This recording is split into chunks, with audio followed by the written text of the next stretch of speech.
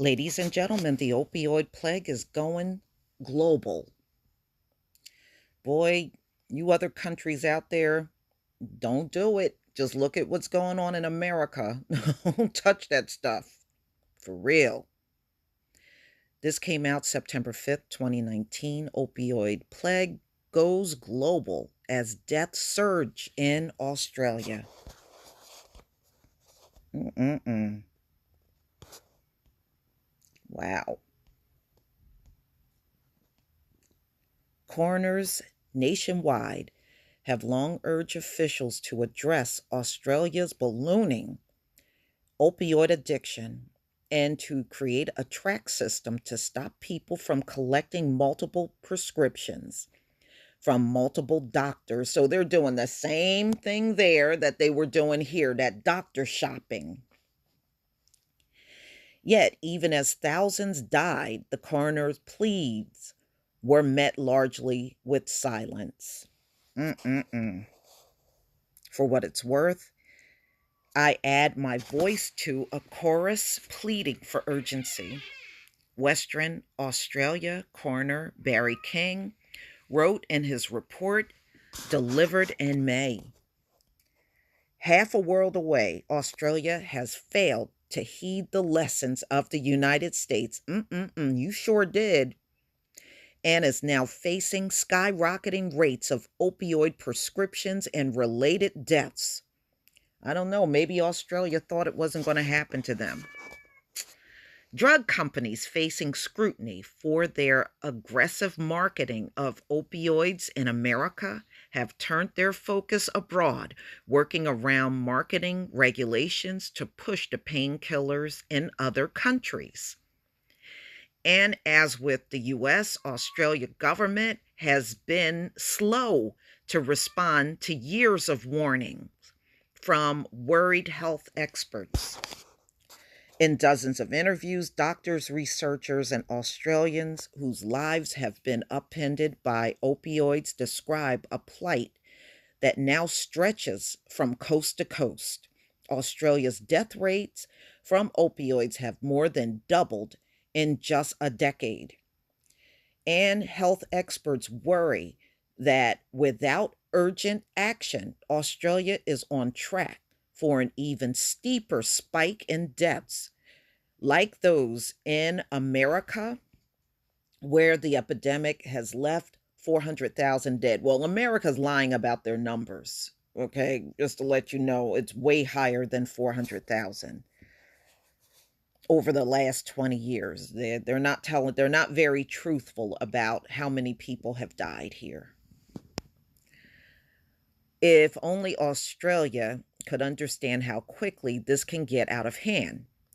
We're not immune to it, says Jasmine Ruggam, whose brother John died in 2014 of an opioid overdose and whose brother in law is now addicted to opioid Oxycontin.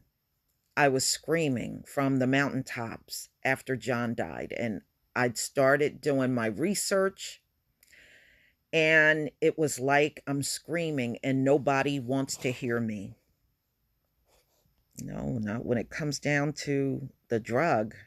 No.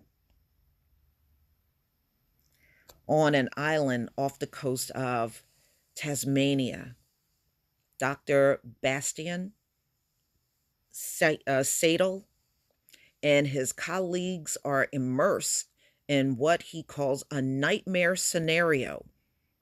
2 years ago, when he was president of the Royal Australian College of General Practitioners, Sadel dubbed Australia's opioid problem a national emergency. Today, he wonders if anyone was listening. It's depressing at times to see how we, as practitioners, literally messed up our communities, he says. It's our signature on the script. Yeah, he's right. So they got the same thing. They were probably giving those drugs out like candy, just like they were doing here in America. So it's our signatures on the scripts, but the pressure being put on by the drug companies by certain health sectors. That's the situation that we are facing now. They're going down the same path as America, exactly the same path. Australia knows the extent of the problem, he says. The country knows addiction is devastating its communities. And yet, he says, nobody is doing anything. Unfortunately, in Australia, we follow the bad example of the US. See, you know what? Everybody knows what's going on drug wise with the US. You see that everybody knows about the drug addiction problem in the US. It's known worldwide. Damn. Mm-mm-mm. Bad example of the US. And now we have the same problem. Mm. Opioids, once reserved for treating pain that was short term, terminal, or related to cancer. But in the 1990s, pharmaceutical companies began aggressively marketing them for chronic pain. Starting in 2000, Australia began approving and subsidizing certain opioids for use in chronic and non cancer pain. Those approvals coincided with a spike in opioid consumption, which nearly quadrupled between 1990 and 2014, says Sydney University researcher Emily Caranges. You know what? They went down the exact same path as the US. So they're saying from 1990 to 2014, yeah, they went down the same exact path.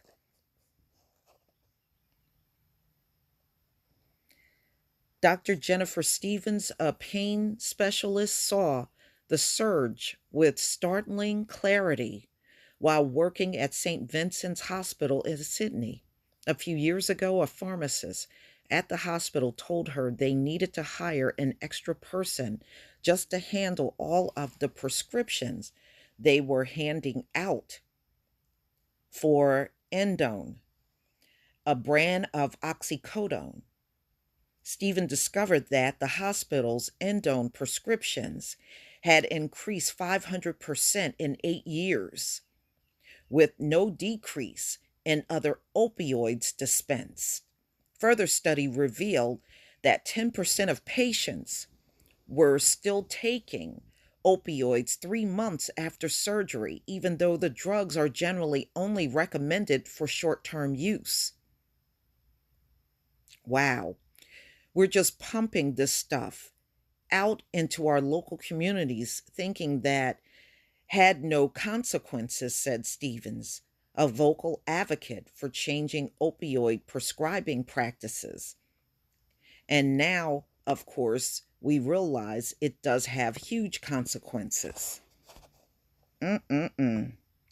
Just like in the US, as opioid prescriptions rose, so did fatal overdoses. Opioid related deaths jumped from 439 in 2006 to 1,119 in 2016, a rise of 2.2 to 4.7 deaths per 100,000 people, according to the Australian Institute of Health and Welfare.